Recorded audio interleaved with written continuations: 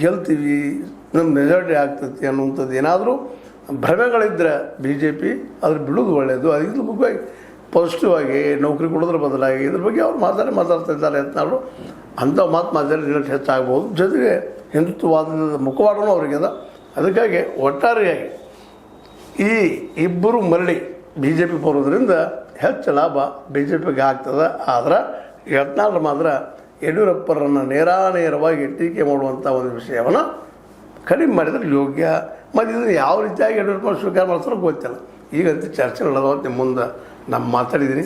ಇದು ಆಗ್ಬೋದು, ಆಗದೂ ಹೋಗ್ಬೋದು. ಒಟ್ಟಾರೆಯಾಗಿ ಇದೊಂದು ಹೊಸ ಬೆಳವಣಿಗೆ ಅನ್ನೋದ್ರ ಕಾರಣಕ್ಕಾಗಿ ತಮ್ಮೊಂದಿಗೆ ಈ ಒಂದು ಎರಡು ಮಾತಾಡಿದ್ದೀನಿ.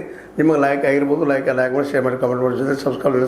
S16 ನ್ಯೂಸ್ ಅರ್ಥಾತ್ ಹೇ ಸೀತಾರಾಮ ಸತ್ಯದ ಕೈಗಳಲ್ಲಿ ವಂದನೆಗಳು. ಆತ್ಮೀಯ ಸಾರ್ವಜನಿಕರಲ್ಲಿ H16 ಅರ್ಥಾತ್ ಹೇ ಸೀತಾರಾಮದಿಂದ ಒಂದು ಮನವಿ. ಈ ಸಂಸ್ಥೆ ಭ್ರಷ್ಟಾಚಾರ, ಅನ್ಯಾಯ, ಅತ್ಯಾಚಾರಗಳಿಂದ ನೊಂದವರ ವೇದಿಕೆ.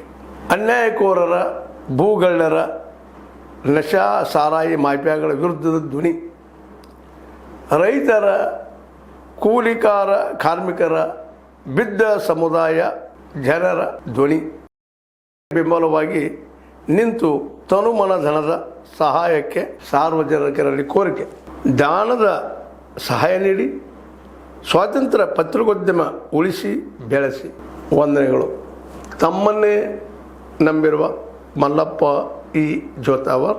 ಈ ಕೆಳಗಿನ QR ಸ್ಕ್ಯಾನ್ ಮಾಡಿ ಅಥವಾ ಈ ನಂಬರ್ ಅಂದರೆ 7411402405ಗೆ ಇಲ್ಲ 9686864852ಗೆ ನೀವು ಫೋನ್ಪೇ ಮಾಡಿ, ಪೇಟಿಎಮ್ ಮಾಡಿ ಅಥವಾ ಇನ್ನಾವುದೇ ಮಾಧ್ಯಮದಿಂದ ಗೂಗಲ್ ಮೂಲಕ ಸಹಾಯ ಮಾಡಿ ಈ ಪ್ರಾಮಾಣಿಕ ಪತ್ರಿಕೋದ್ಯಮವನ್ನು ಉಳಿಸಿ ಅಂತ ಮತ್ತೊಮ್ಮೆ ಮನವಿ.